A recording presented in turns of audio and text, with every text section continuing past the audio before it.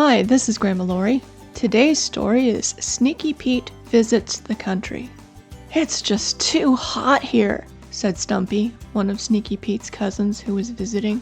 I know, said Pete, but what can we do other than swim in the bird bath when the birds aren't around?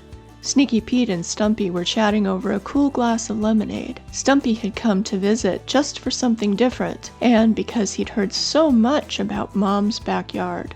Stumpy was called that because he had a shorter tail, which was caused by an accident. He was very sensitive about the accident, so we won't talk about it. Hey, said Stumpy, let's take a road trip to the country. Great idea, Sneaky Pete replied, getting excited. Let me go pack my suitcase. Sneaky Pete ran into his bedroom and threw as many nuts as he had lying around into his suitcase. He was really excited.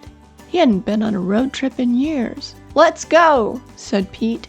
Sneaky Pete and Stumpy ran down the street. They were going to catch a bus and go to a place that was cooler than Mom's backyard. Wait, said Pete, a bit out of breath from running. How are we going to take the bus? We don't have any money.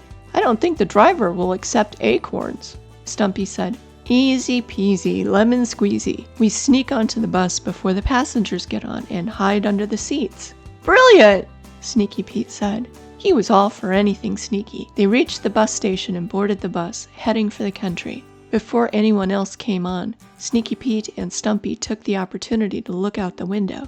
They could see more that way. This is going to be fun, said Sneaky Pete. Hide, yelled Stumpy. Here come the people. Both squirrels ran under the seats so they wouldn't be seen. People started come on the bus, and before long, the bus was full.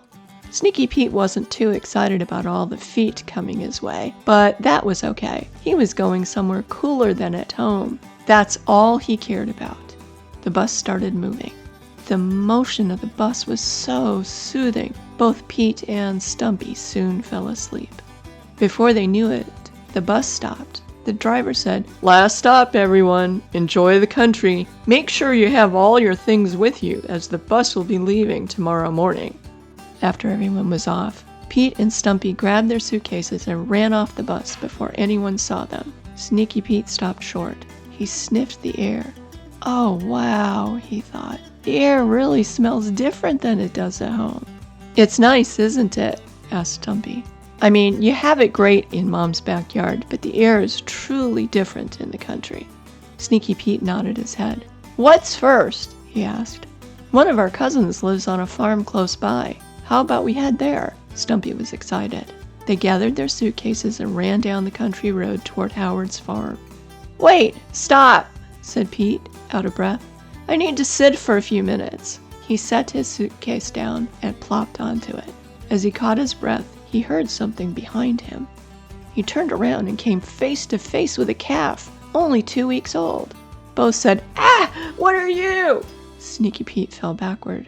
I'm Sneaky Pete and I'm a squirrel, said Pete. You're not going to eat me, are you? Definitely not, said Daisy. I'm Daisy. I'm a cow, but I've never seen anything like you. Stumpy said, Hi, Daisy. We're visiting from just outside the city. We wanted a vacation.